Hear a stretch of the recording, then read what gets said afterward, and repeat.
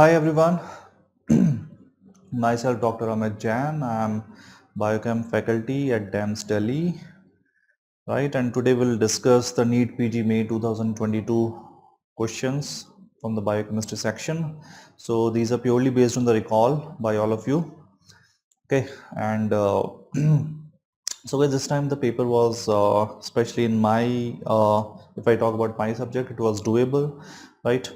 And most of the questions were, what we can say is like from the DVT session. If not, if you don't say like I have not revised the notes, okay, obviously, like, it's easy to say that all the questions are from my notes, but yes, definitely, I can say right now that all the questions, all the topics which we have discussed in DVT session, okay, so almost all the questions are from there. So the paper was doable. It was a mixed bag of, like, I can say the clinical points plus one liners. So both type of questions are being asked, right? See guys, the subject is, there are a lot of subjects you have, right?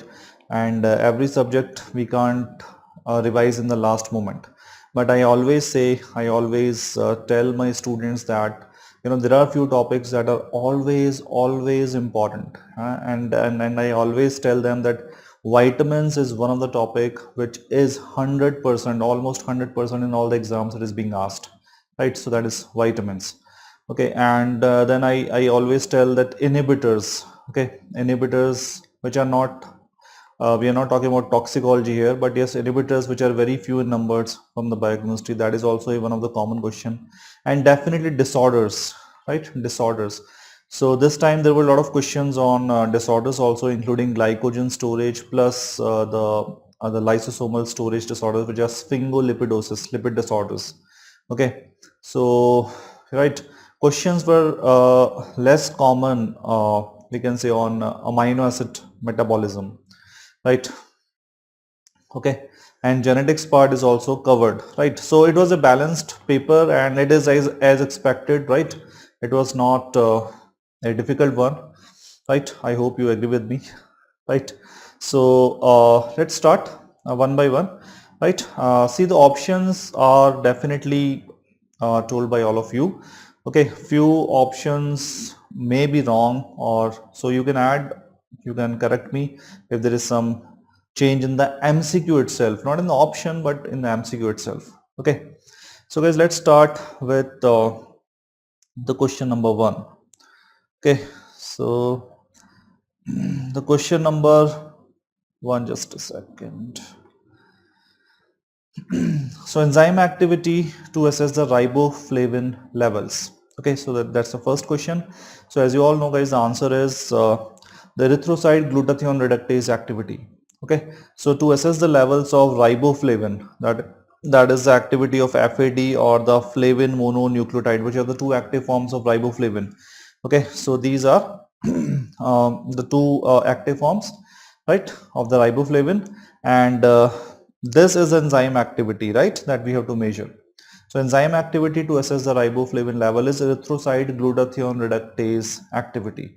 Glutathione reductase is an important enzyme which uses NADPH and converts the oxidized glutathione to the reduced glutathione in the HMP shunt. We have seen that, right? I'm not exactly in the HMP shunt, but the use of NADPH, one of the use of NADPH to maintain the reduced levels of glutathione. So this is a kind of a antioxidant enzyme that we can count on, right? Okay. Now guys, see the other option, like especially the option A and C, right? So here we can remember few important, test for assessment of vitamin deficiency. See guys, vitamins. Okay, let me cover one more thing. Vitamins, what are the most important things that that are being asked in the exams, apart from their clinical picture disorders, which are not very common, I must say, right? What is more common is definitely their biochemical function, right? Their biochemical function, like what they are actually doing, okay, like which pathway they are being participating, what is the name of enzyme, right? Then the second point which is commonly asked again is toxicities, like some vitamins are toxic, okay, like niacin and all. So the toxicity is being asked. And the third thing that that they can ask you right, is this, like, this is also a common question, that is their test for the assessment. Okay, especially these two names are being asked in exams, not the others. So few more we will discuss today. So apart from disorders, definitely disorders we guys easily mug up, है ना, right, अच्छे से रट लेते हैं हम, ठीक है. These are like the examples of disorders, like riboflavin deficiency causes a triad of glossitis, or corneal vascularization, or the the factors like other things, right? Okay, so the point is, other test, what are the other tests we should be able to remember, right? So this one is very common question for the thiamine, right? One of the most common question, that is transketolase test. Okay, for the niacin, guys, for the niacin we can use the urinary and methyl nicotinamide assay. Okay, so this is a product of niacin, right? That can be seen in the urine. Pyridoxine. For pyridoxine, erythrocyte transaminase activity. So just like the other words, erythrocyte transketolase, then glutathione reductase also in erythrocytes. Here also erythrocyte. So transaminase, B6 dependent, one of the most important enzymes of amino acid metabolism.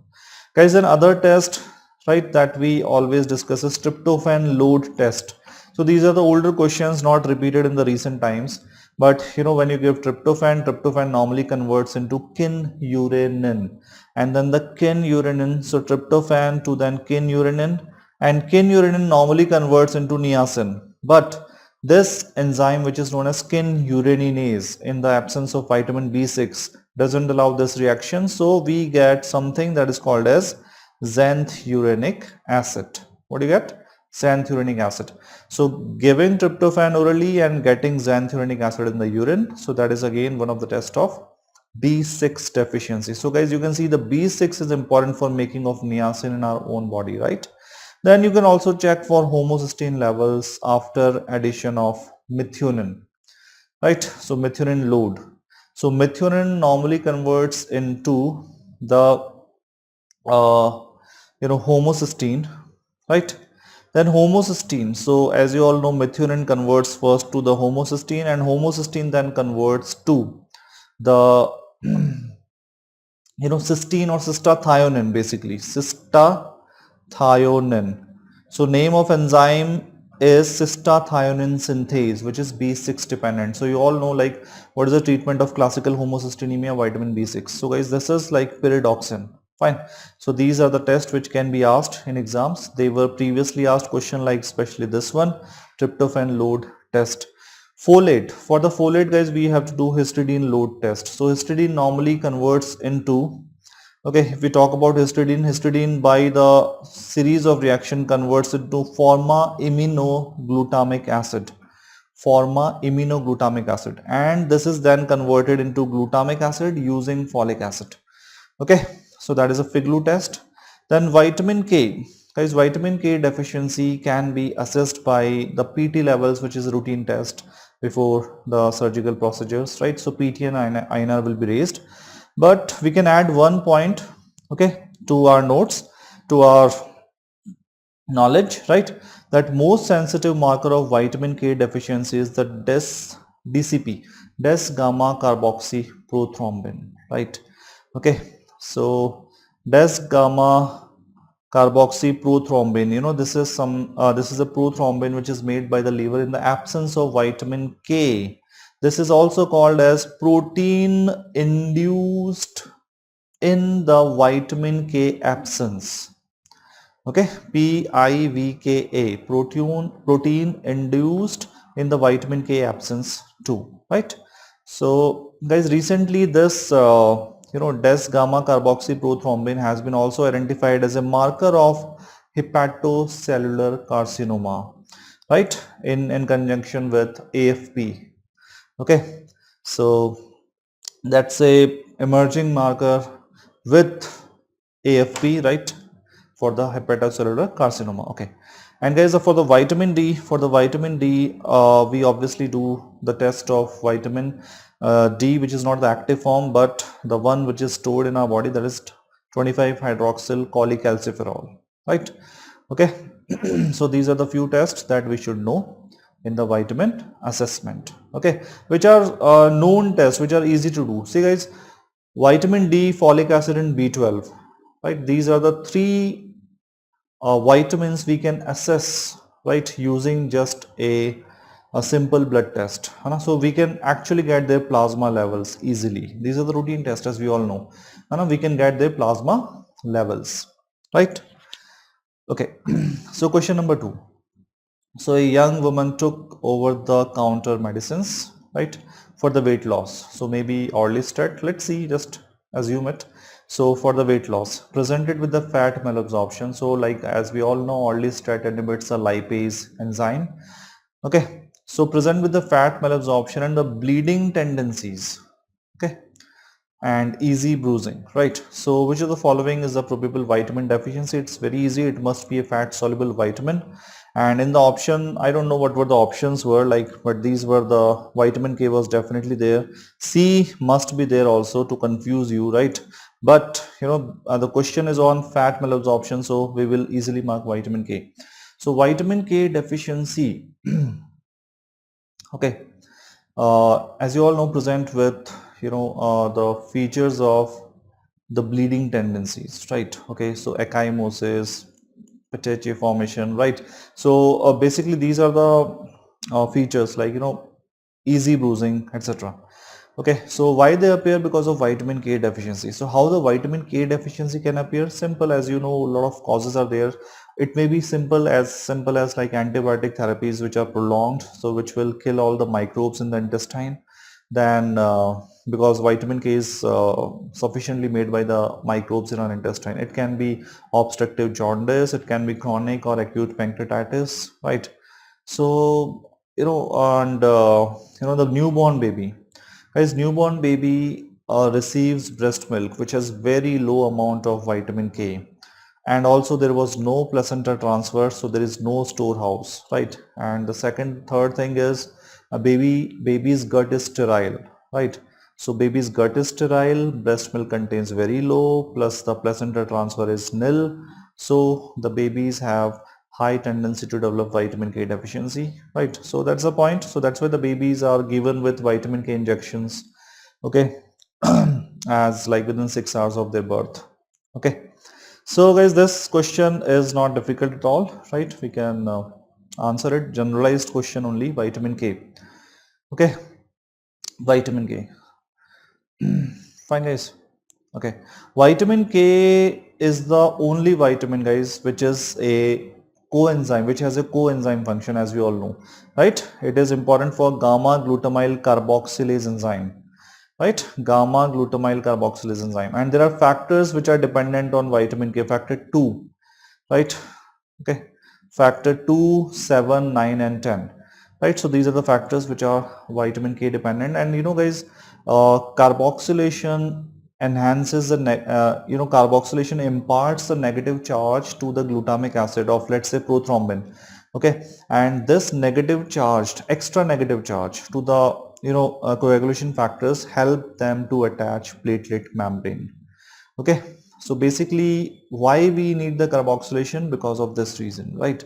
It adds the negative charges which helps in binding to the platelet membranes. Second thing, there are proteins which are osteocalcin, okay, osteocalcin, and the third protein is the matrix GLA protein, right? MGP. So matrix GLA, that is GLA protein. So matrix GLA protein is, let's say, found in the vessels, and it prevents the binding of calcium to the vessels, so prevents the calcification of arteries, because everything is related with the calcium chelation. Why the carboxylation is done? Because of calcium chelation.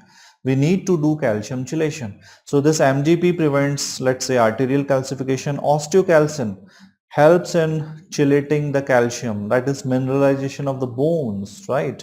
And guys, osteocalcin is also dependent on vitamin C because it contains hydroxyproline. So the bone forming protein osteocalcin is dependent on vitamin C and vitamin K. So I mean, like, just a few more points about vitamin K that we must remember. Okay, question number 3. So a patient on anti-TB drugs, right, for the last 3 months, let's say it may be isoniazid probably, present with the tingling sensations and the mood changes, and maybe some more history was given in the MCQ, right? So guys, we are discussing only vitamin C. There are 3 questions on vitamins, and this question may be related with your even the pharma section that you must be knowing already, right? Very common finding that isoniazid. So why the isoniazid causes the vitamin B6 deficiency? So what is the so guys, what are the points here we can add, right? So first of all, B6 deficiency is caused by various drugs, and isoniazid is being one of the common, apart from like penicillamine, which is used in, let's say, Wilson's disease, and anti-epileptics, levodopa, and OCPs. Guys, OCPs causes lots of vitamin deficiencies, okay, including B6 and folic acid being more common. You know, at least you remember folic acid and B6. These two vitamin deficiencies is very common by OCPs. Okay, apart from that, because the literature mentioned these all names, so riboflavin, B12, vitamin C, E, and some minerals like selenium and zinc. Okay, so may be important, you should know OCPs, right? Okay, so the effect of OCPs going to last longer because they have depleted the folic acid or the B12 or the, some other important hematopoietic vitamins, right? Okay, so how does the isoniazid acts? Guys, there are 2 mechanisms which has been shown to cause the toxicity of isoniazid. Like one of the first one is, okay, that they directly inactivates the pyridoxine, the metabolites of isoniazid, and the second is like, they inactivates the pyridoxal phosphokinase enzyme. Guys, because what is the active form of what is the active form of pyridoxine? B6 phos PLP, pyridoxal phosphate. So phosphorylation by this enzyme is very important, right? Like carboxy, all the decarboxylase enzymes, for example, are dependent on vitamin B6, right? Decarboxylase, transaminase, so very important for amino acid metabolism. Phosphorylase for glycogen metabolism, and these are the MCQs already asked on B6, right? Okay. So that's the functional deficiency of the vitamin B6, so that is causing all the problems. Okay, what are the inhibitors? So guys, vitamins and then inhibitor. One question on inhibitors of complex 4. Very simple question. Answer is cyanide. Okay, cyanide. See the option, if it also had carbon monoxide, still we will go with cyanide. Right, as told by the students, there was also CO in the option. So if carbon monoxide was there, so that can be the answer, but cyanide being the very potent, cyanide, carbon monoxide, hydrogen sulfide, and azide, right? Azide. So these are the 4 important inhibitors of complex 4, that is cytochrome oxidase. Okay, cytochrome oxidase, right? So guys, ETC is one of the important topic where the inhibitors are commonly asked, right? Okay, we have also some inhibitors in different pathways like Krebs cycle and glycolysis. So guys, we should remember all the inhibitors. So moving on to our next question, and that is cancer cells uses the Wahbug effect because. So guys, first of all, what is Wahbug effect? Okay, so unlike the normal cells that produce the energy mainly by the oxidative phosphorylation, cancer cells catabolize the glucose into lactate even under the aerobic condition like presence of oxygen, right? Okay, so that's why the name is called as aerobic glycolysis. So guys, don't say the cancer cells uses anaerobic glycolysis, they use aerobic glycolysis, a different MCQ, and that is what you call as Wahbug effect, auto Wahbug. So that means even in the presence of oxygen we are making lactate just like in anaerobic condition, but we call it aerobic glycolysis because oxygen is still present. Okay, so this is considered as now the hallmark of the cancer or the emerging hallmark of the cancer, but guys, this is not unique, right? We can add one more point, that this is also seen in the rapidly proliferating cells like the lymphocytes during the immune response and the embryo. Okay, you know, uh, these cells, embryonic cells, they are using this process, not the sole source of energy, but they're also using the oxidative phosphorylation. But this is also seen there. Okay, this can also be seen there. So then the question, right, why the cancer cells switch to the inefficient glycolysis? Okay, even in the presence of oxygen, when the mitochondrial oxidative phosphorylation actually can generate 32 ATPs, right, from the glycolysis, and then PDH reaction, then the Krebs cycle, then the ETC. Okay, so there is the causes for this are, number one, see, the cancer cells assures the ATP supply when the tumor outgrows more oxygen demand than the supply. Okay, right? This assures the ATP supply when the tumor outgrows more oxygen demand than the supply. Right. Secondly, the aerobic glycolysis is the source of rapid ATP generation. Okay, to meet the high demand of proliferating cells and enable the cells to produce almost the same amount of ATP. So guys, basically they are able to make the same amount of ATP, by using, let's say, the 10-fold more amount of glucose. Okay, so that's the point. That's the number one point. So that assures the ATP supply at a faster rate because they are able to use more glucose, 10 times, almost 10 times more than the normal cell, right? Healthy cell. Second thing, the lactic acid which is produced, right? So lactic acid decreases the extracellular pH, okay, which help certain enzymes, okay, that is called as matrix metalloproteinases, to causes the breakdown of matrix, right, extracellular matrix, and the tumors can be easily spread. Okay, fine. And also the low pH or the acidic pH kills the normal cells and suppress the immune response. So this point suppress the immune response also, and breakdown of extracellular matrix. So lactic acid is helping in that low pH. Then the third point is intermediate of glycolysis, right? That is also in our option. Intermediate of glycolysis provides the carbons for DNA, RNA, proteins, lipids synthesis. Like for example, in the Wahbug effect, right, during the Wahbug effect, actually we are using a different isomer of pyruvate kinase.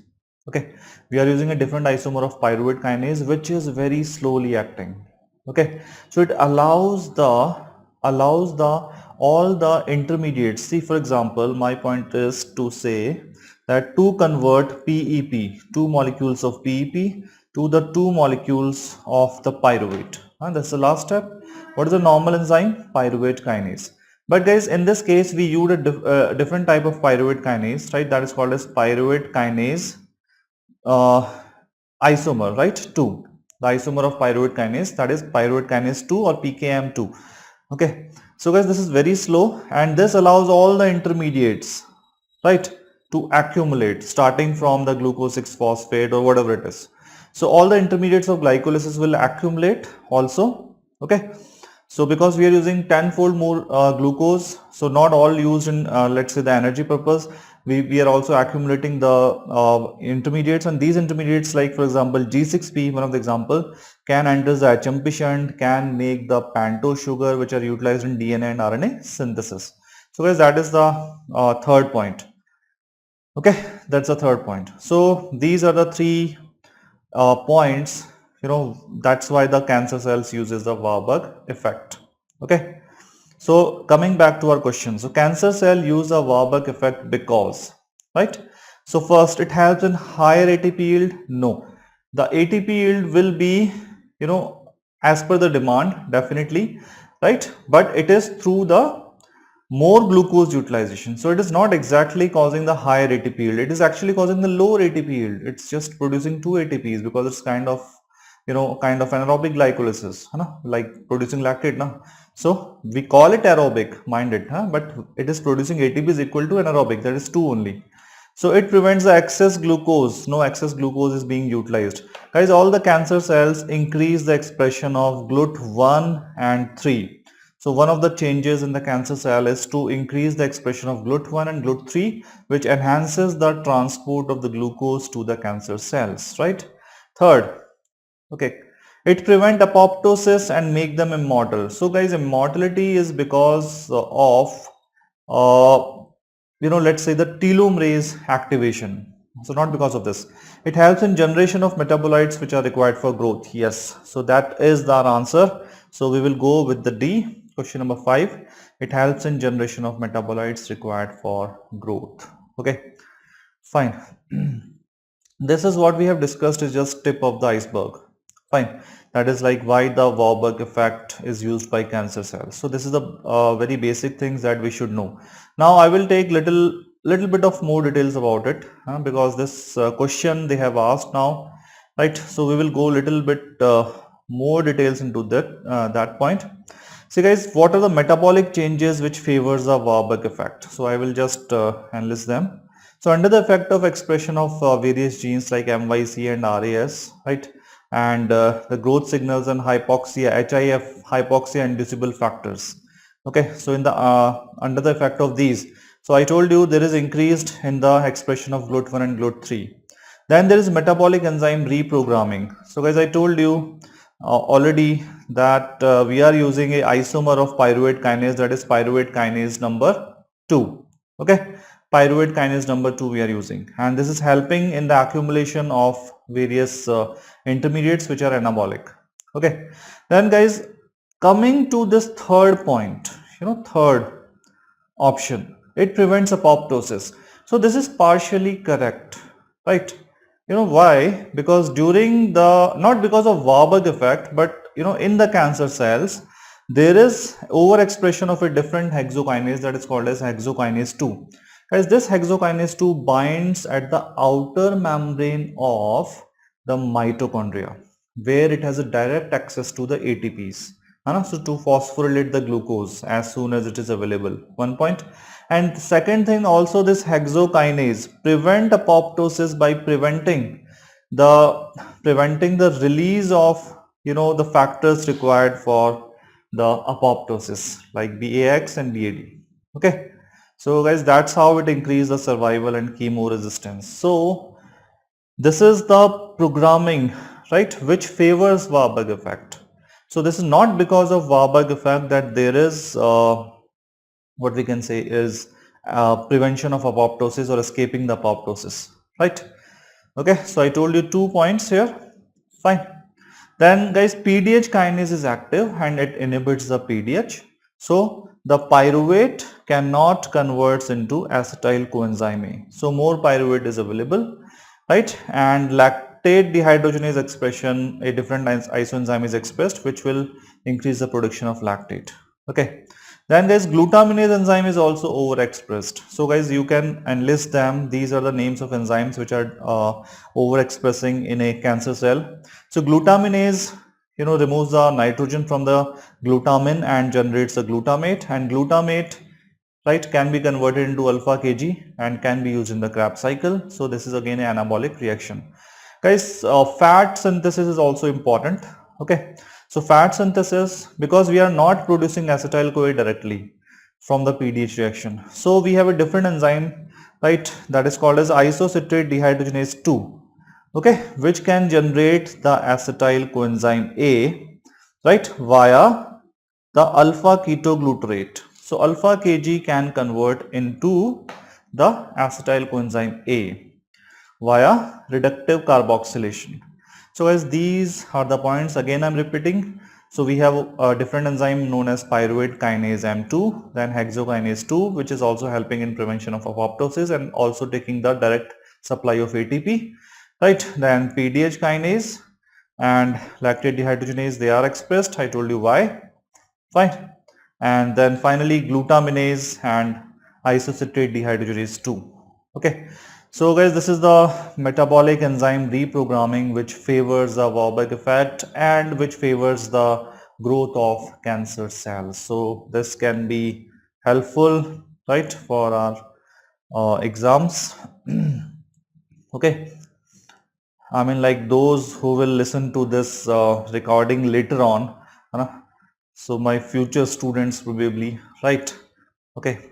So I wish all those who have given the exam currently and they get their favorite branch, right? So this is a recording definitely for the people who will prepare again, right? And yes, the revision part, okay, who are giving the INICET next time. Okay, so a child with the rice water stools presented to the emergency in a unstable state. Okay, so a toxin causing this condition acts via which of the following? So indirect question. So this time there were question, like few students told me there's a tricky question. So they were not exactly tricky. Like, you know, rice water stool is not a word which we can call it tricky, let's say, for example. Fine. So as you all know guys, this question we always discuss in our classroom. Okay. So it is GM1 ganglioside. So what is the receptor for cholera toxin, right? So receptor for the cholera toxin. So that is GM1 ganglioside. Okay, not the GM2 but GM1. See guys, the G for ganglioside, M for the monocyclic acid residue having the sialic acid residues. Okay, and 1 stands for the type of sugar. Okay, so 1 stands for what? The type of sugar. Okay, so that is a GM1 ganglioside. Fine. Then see guys, basically the cholera toxin, you know, cholera toxin has, right, the two subunits, right, A and B. B is a pentamer which binds to the, A is catalytic and B is just a binding subunit. So this binds to the ganglioside and then this activates a G protein receptor, right. The GS alpha subunit is activated and it is locked in a active form, right. It lost its GTPase property. So it activates an enzyme that is called as adenylate cyclase, which constantly produces cyclic AMP. Okay, and then activates the protein kinase. So that is a pathway of cyclic AMP mediated pathway. And because of this excessive cyclic AMP and protein secondary proteins, there is excessive production or the release of chloride, sodium and water, right? So that we all know. Okay, so that's how this GM1 is working. Now guys, gangliosides are also important growth factors for, they're also receptors, right? So they're also acting as a growth factor receptors, not just a receptor of cholera, but they are receptors for, let's say, EGFR, platelet growth factor receptor, right? Vascular endothelial growth factor receptors. Okay, so these are, and also like for example, the insulin receptor. Fine. So these are all gangliosides. They have components of gangliosides, right? Okay. And the recent studies have also demonstrated that gangliosides are actually, you know, maintaining the homeostasis of energy through the regulation of leptin receptors, right? So these points, right? So because these are related to the gangliosides, so we should know that. Okay, fine. Now moving to our next question. So guys, this question was very repeated, nothing new here. GM1 ganglioside, right? Receptor they have asked. Okay, receptor for cholera toxin. Next question is question number 7. So a young man presented with the physical activity intolerance, painful muscle cramps, weakness and fatigue. Now this is what I got in the recall session, but let's say this high CK levels and myoglobinuria may be given in the question, right? Because the question has given everything including the diagnosis. So biopsy revealed high glycogen content on the PAS staining.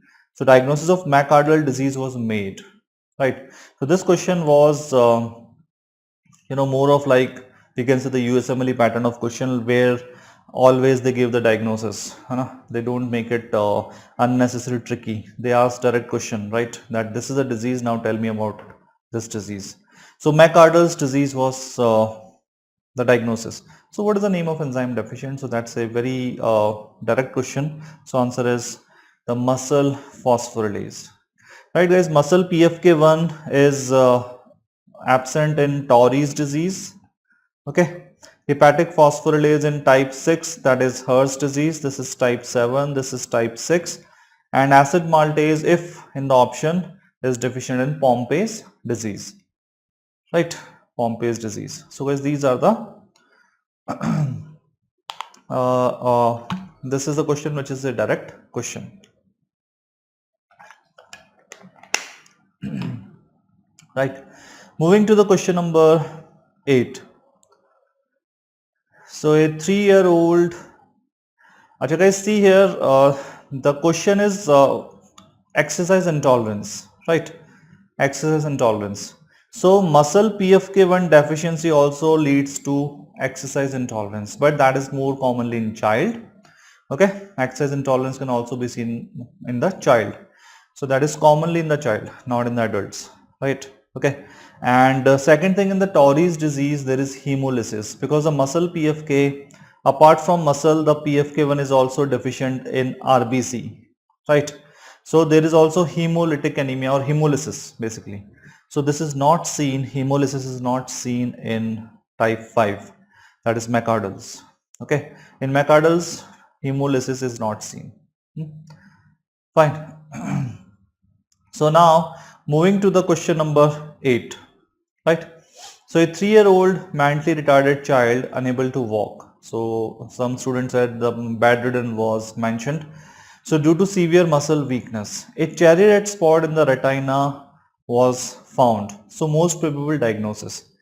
So guys, see, we always talk about this, that if cherry red spot is asked where it is present, and if Tay-Sachs is in the option, that is the most, that is the best answer, right? This is one of the very specific sign of the Tay-Sachs disease, because in other disorders this may plus minus, but here it is almost always present, and this appears very early in life, right? Within months of the life, few months of the life. Okay, so guys, Tay-Sachs disease is always the correct answer. Hurlers and hunters do not have the this cherry red spot. They have the corneal clouding, but not in hunters. That can be seen in hurlers. So that can be seen. Okay, and in the Gaucher's disease, guys, Gaucher's disease also, see, most of the books, right, they mention that there are 3 types of Gaucher's disease, and in all the 3 types of Gaucher's disease there is no cherry red spot is seen. Okay, there may be other ophthalmological features but not the cherry red spot.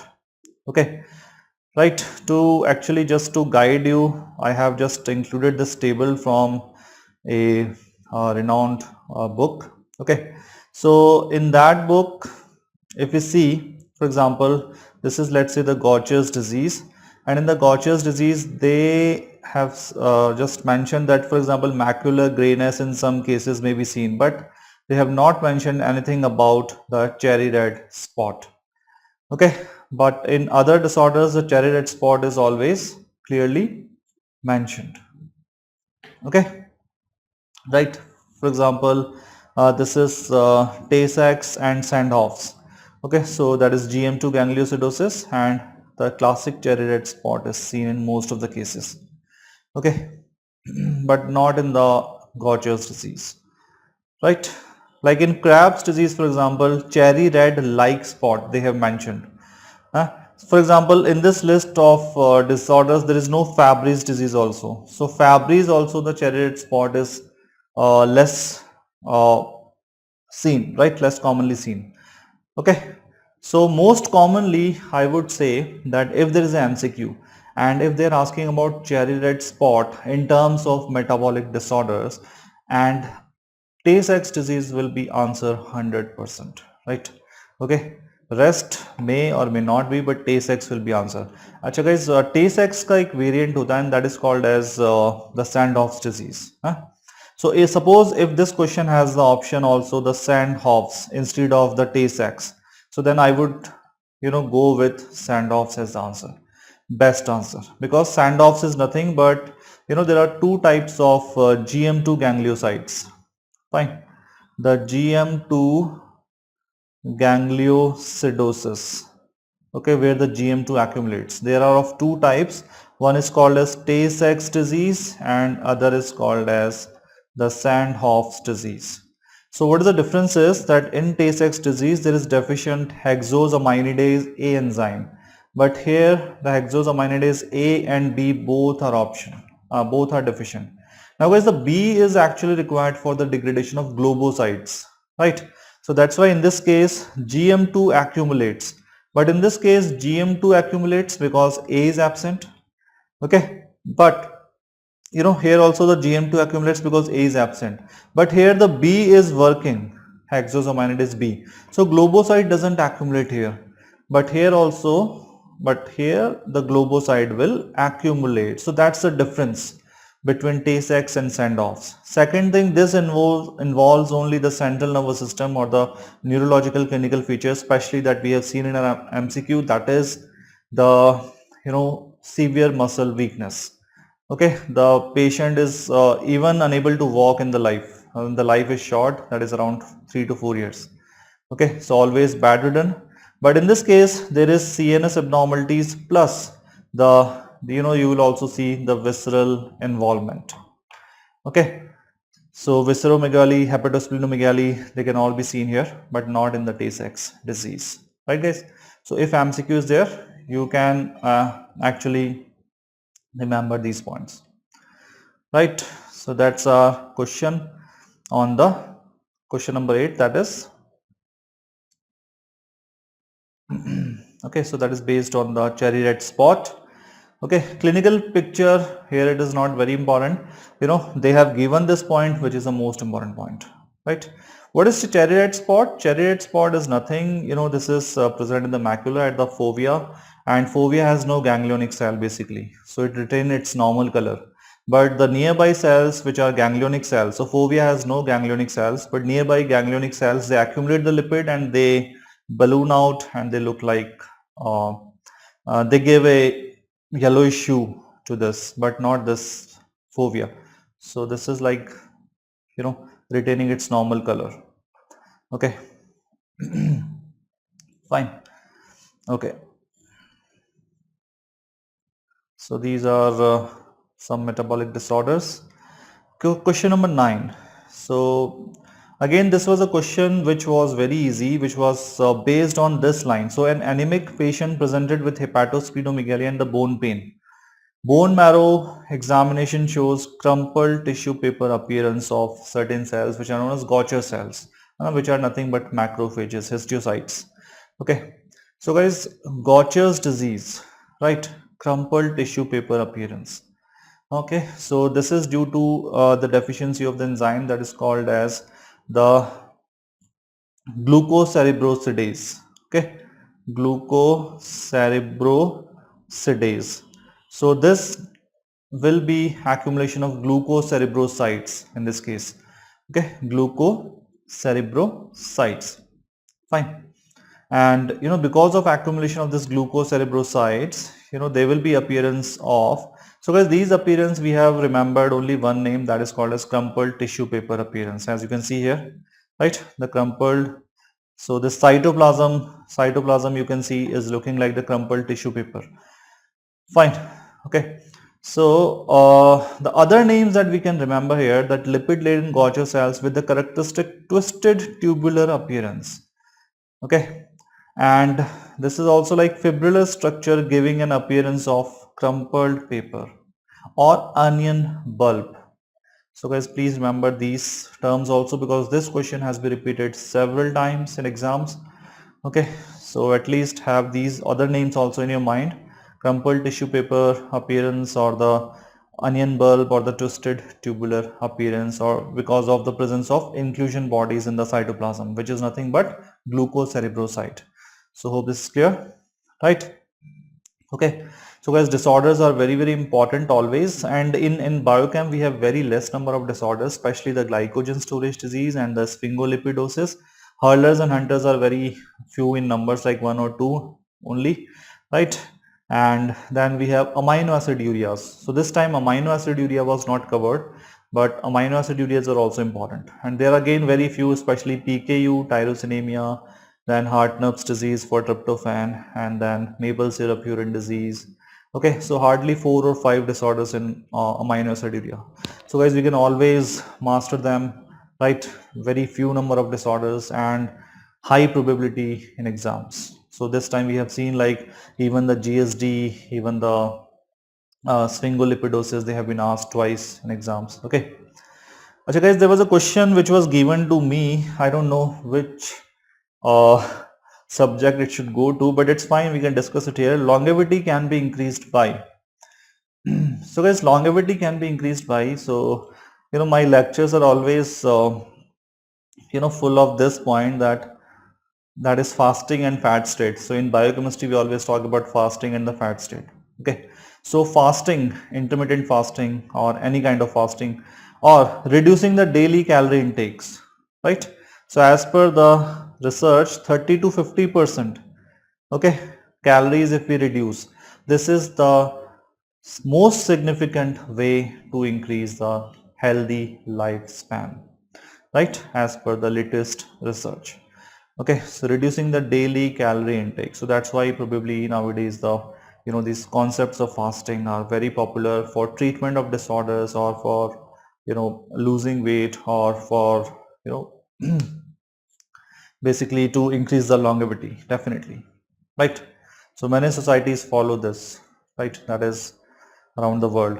Okay, that is fasting or taking the meals which are small in proportion, right? Portion. Okay. Now guys, in the other words, there are some other points which are definitely confusing. Exercising for 30 minutes every day. Okay. Taking proton pump inhibitors for 6 months, definitely that's not the answer, but this seems confusing. And reducing hormetic stress. What is guys hormetic stress? Let me introduce you to this term, hormetic stress. Hormetic stress is a daily stress that we are experiencing, right? For example, let's take its definition. Okay. So hormetic means to excite in the Greek, and it is defined as an adaptive response of the cells and organism to moderate stress. So we are getting stress every day and we are adapted to it, and because of that everyday stress we are actually programmed or adapted for a bigger stress, right? Okay, let's say like that. That is the meaning of the hormetic uh, hormesis. Fine. Okay, so the basic concept is that small amount of or the small dose of the bad things may actually be good for you and protect you from the larger amounts of large doses of bad things. So a stressor in the right dose makes an organism stronger. Recently they conducted a, for example, every day, guys, every day we are getting stress in the form of, let's say, physical stress, right? So these are called as factors which bring about the process of hormesis are called as hormetins. Okay, so like physical like exercise, psychological like, let's say, meditation, nutrition like calorie restriction. Okay, so this is also the part of hormesis. So calorie restriction is actually part of hormesis. Exercise is also the part of hormesis. So reducing hormetic stress is definitely not the answer. So longevity can be increased by actually increasing hormetic stress, right? Okay, you got the point. So like, for example, let me give you an example. The recent, for example, a recent study was conducted that a mouse model was given radiation in very small doses, right, for a period of time. So because of that very small doses of radiation, that mouse developed very good antioxidant, what we can say, mechanisms. Second thing, that mouse developed a very good DNA repair mechanisms which are very active. Okay, so actually the mouse developed radio resistance. Okay, developed the resistance to the radiotherapy or the ionizing radiation. Okay, so that is a study done, like how the hormesis or hormetic stress can actually improve our body. So like exercising daily, for example, how this can benefit our body. So that's the point basically. Okay, so guys, exercising 30 minutes every day. So as per the data, as per the various articles, it is 45 minutes definitely, okay, or more than 45 minutes. So not the 30 minutes. So 45 minutes of exercise, not even every day, right? Of let's say the 4 days a week can increase longevity definitely, right? But this is not the But you know guys, as per all the research, this is a sure shot and significant mechanism to increase longevity, that is reducing the calorie intake, right, by 30% or more than that, 50% almost. Fine guys, so that's all. Question number 11. So very easy question again. True statement regarding telomeres. So telomere shortening is associated with aging. So that's correct. Simple, as we all know. Telomere length increase with age? No. Telomere activity, telomerase enzyme activity increase with age? No. See guys, telomerase enzyme is only present in few cells, as we all know, like stem cells and cells which are producing sperms and the ovum, right, especially the sperm, and they can also be found in certain cells which are I mean to say, like cancer cells, right? So cancer cells. Okay, so telomeres, they shortens with age, right? Every year we are losing some bases from the telomeres. So as you know guys, telomeres contains repetitive DNA. So repetitive DNA is found in centromeres and telomeres. So this sequence is A triple G double T, or sometimes it is written as double T A triple G, right? So we can write it like this also. So that's a repeat, and this repeat we are losing every day. Every year we can count them, like, okay. So why we are losing this DNA? As you all know, because the RNA primer which was made during DNA replication is removed. Okay, so because of that, once the RNA primer you remove, okay, like this 3 prime to 5 prime, okay, 3 prime to 5 prime, and we always make the RNA primer. So this red color is the RNA primer, and let's say this blue color is the DNA made. So that will be in the 5 prime to 3 prime.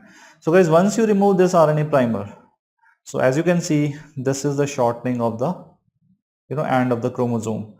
Okay, so there is a shorter 5 prime end with each replication, let's say. Okay, shorter 5 prime end. So that is causing the aging, right? Okay, because we are losing the genes ultimately, right? And the telomeres becomes shortened, and this also induces apoptosis. So critical shortening of telomeres. Okay, so guys, our cells can multiply only for 40 to 60 times, right? That is called as Hayflick limit. So that is again a other question, Hayflick limit. So our cell can multiply only 40 to 60 times. That's called as a Hayflick limit, and this is due to telomere shortening, right?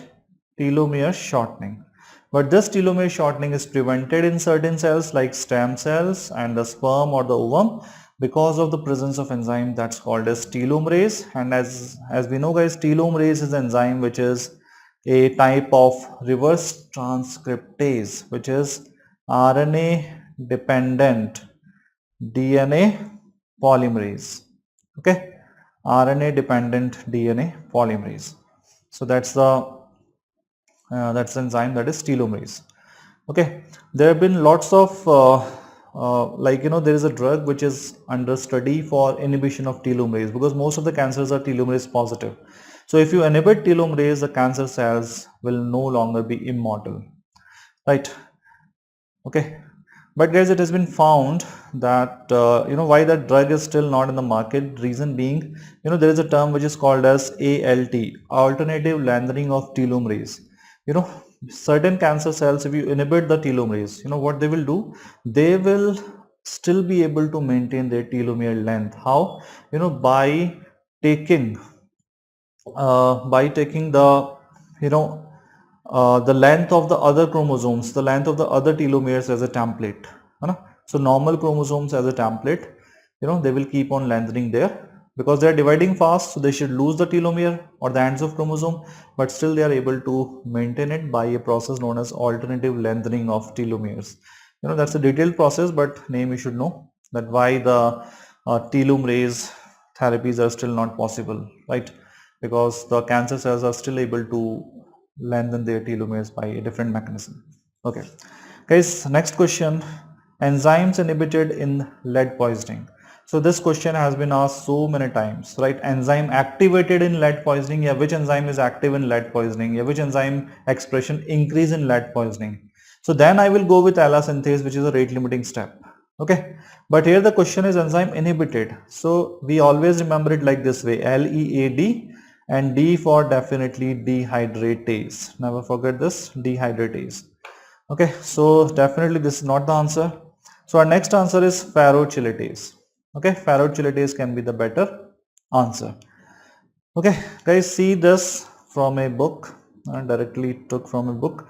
You can see that the lead is inhibiting the three enzymes in the pathway of heme synthesis. First, ALA dehydratase. Okay, second, coproporphyrinogen oxidase, right? Coproporphyrinogen oxidase, and third, ferrochelatase. So I always mention these, at least the two names, if not even the three. I always mention two names in the classes, so we should always remember. And this time it happens, we always thought that this question can be asked in a different way, that they will not mention dehydratase but something else. So ferrochelatase was the answer. But also now remember coproporphyrinogen oxidase. Please don't forget this, right? Very important question. Lead toxicity. Some students said that there was a question like a painter or a person who is doing the job of painting was presented with some anemia, etc. Right? Some features were given. So if that was a point, please comment in the comment box, right? Please let me know. Okay. So guys, this is the answer. Fine. So in the lead poisoning. Then moving to our next question. So proteins which are required in organization of chromosomes, definitely the answer is histone, guys. Histones are the proteins which are rich in arginine plus the lysine. And when we make the histone octamer, we don't take the H1, right? So we take the two molecules of H2A, then H2B, then H3, so plus and H4, right? So these are the histones we take, and over this histone there is the binding of the DNA which is negatively charged. Okay, so this black color is the octamer and this is the DNA. So this makes the nucleosome. So the basic unit of DNA packaging is nucleosome, and this needs histones which are rich in basic amino acids positively charged arginine plus lysine. Okay, right? And if you reduce this positive charge, right, then this DNA which is wrapped over the histone will become loose. For example, acetylation of the histones, which is a very important mechanism of epigenetics. Okay, that acetylation of histone will reduce the positive charges of octamers and will loosen up the DNA over it. So that's one of the mechanism of the activation of genes, that is acetylation of histones. Why the genes will activate? Because suppose right now the genes are bound over the histone in a very tight manner, that is heterochromatin. Okay, very tight and inactive gene. But once the positive charge of octamer becomes less, the DNA will also be loose, because the charge attraction will be very less. So that's the point. So question number 13 answer is histones, definitely proteins required. Adenine, guanine, if they are in the option as told by some students, they are not proteins, they are the bases, right? Nitrogenous bases of purines. Okay. Question number 12. A patient on primaquine therapy presents with hemolysis. So very simple, straightforward question. That is a G6PD deficiency, right? So the enzyme inhibited in presence of the is present in the following pathway. So answer is HM patient, right? So basically G6PD is not inhibited actually, but already if the patient is G6PD deficient, so then what will happen? Because of that, in the presence of the factors like primaquine or some antimalarials, okay, or the fava beans, what will happen? They will deplete the glutathione because they are generating lots of oxidative stress. So in G6PD deficiency there is already less amount of NADPH. So because of there is less amount of the reduced glutathione, right? Reduced glutathione. Okay, GSH. So guys, these SH groups are of cysteine. Huh? There was a question in your exam also, like what is the what is the treatment of PCM poisoning antidote? So definitely N-acetylcysteine. Why we get the N-acetylcysteine? Because cysteine is the donor of this SH groups. So the rate limiting factor in glutathione synthesis, which is an important antioxidant, is availability of cysteine that you can give in the form of injectables. So reduced GSH. So because of this, there is increased in the ROS or oxidative stress because antioxidant levels are low, and this will causes a rupture of membrane of RBC, hemolysis. Because of this oxidation, there is Heinz bodies, right? Okay, hemoglobin will be oxidized, so Heinz bodies will also be seen. Okay, guys, remember in the pyruvate kinase deficiency, okay, in the pyruvate kinase deficiency, there is no peripheral smear picture, right, which is seen here like Heinz bodies or maybe the bite cells, etc. Okay guys, so that's your question number 12. Very straightforward again, twisted, but yes, definitely simple history. Change in the base sequence leading to generation of stop codon. So definitely we all know that is the answer, nonsense mutation. Okay. Guys, for example, there is a codon of arginine AGA. If it is converted to AGG, so this is arginine, this is arginine. So that is called as a silent mutation. Okay. Then suppose there is then there is a missense mutation, right? Suppose GAG is converted into GUG, right? So suppose this was the glutamic acid and now this is valine, so sickle cell hemoglobin. So that is again a case of missense mutation. Missense.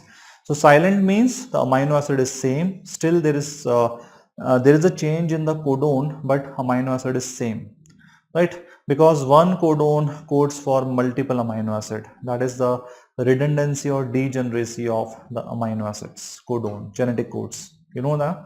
What is the degeneracy of genetic code? That one amino acid has multiple codons except tryptophan and methionine.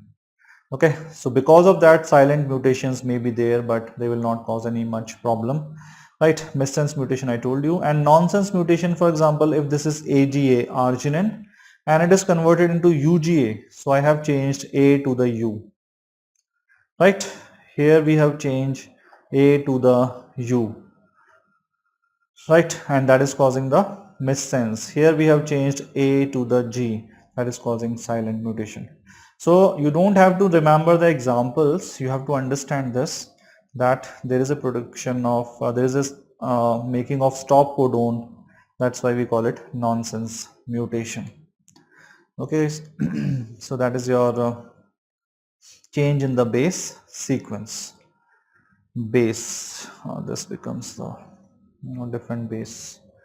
Okay, fine. Guys, there was a question that I got in the last moment actually by one of the student, and I don't know what was the exact question was. So please let me know again in the comment section. Fatty acid transport to cardiac muscles. Most of the students said this was the question, and inner mitochondrial membrane was not mentioned. But few said it was mentioned. So please let me know what was the question. So let's see this question in two different ways. Fatty acid transport to the muscles or cardiac muscle or any muscle. So guys, that simply means, suppose this is a muscle cell. So muscle cell transports the, let's say, fatty acid. This is a cell, right? Let's say this is the mitochondria. Now this is called as fatty acid transport protein. Okay. Fatty acid transport protein or fatty acid translocase. It is also called as CD36. Right, definitely this point we have not discussed. So we can say this question was a different one, which was not the usual one. Right, so this will be the answer then. So fatty acid transport to cardiac or any muscle will be like this, through the fatty acid transport protein. Right, if the question was inner mitochondrial membrane, that everyone knows the answer, that is carnitine. Right, then it is carnitine. Carnitine is made of the two amino acid, which is mostly lysine plus methionine. So it's a derivative of lysine. Okay, it's a dipeptide basically. Okay guys, so see, basically this figure I'm just showing you to know one point which you must not be knowing previously, that is, cell, this is cytoplasm. So to the cell the fatty acid is entering through the FATP, which is also called as CD36. So remember this new term if you don't know, right? Rest is same. What is the rate limiting step of beta oxidation? Transport of fatty acids via carnitine. So that is a rate limiting step. And if asked in a actual name, CPT1, that is carnitine palmitoyl transferase 1, is a rate limiting step, which is inhibited by malonyl CoA in the fat state, malonyl coenzyme A. So hope you understood this point. Okay, fatty acid transport. And guys, remember that short chain fatty acids and medium chain fatty acids do not require the carnitine transport. They can directly enter to the mitochondria, right? But long chain fats require the carnitine transport. Okay, so that's all about these are the questions, right? There was one image also asked which must be discussed in your off the part, that is bitot spots were given. So which vitamin deficiency caused that? So obviously you must have answered that correctly, that is vitamin A.